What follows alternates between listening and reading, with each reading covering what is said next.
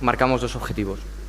El primero, que es precisamente servir de marco de referencia y espacio formativo para el conjunto de personas que participen del programa general de GetxoArte. Y en segundo lugar, ser conscientes de la responsabilidad que tenemos, no solamente para estas personas que participan, gente que está terminando la facultad o que está en el máster, sino para el público general.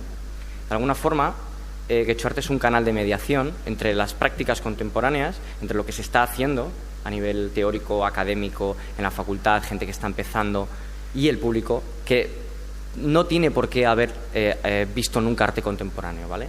Nosotros ocupamos este espacio.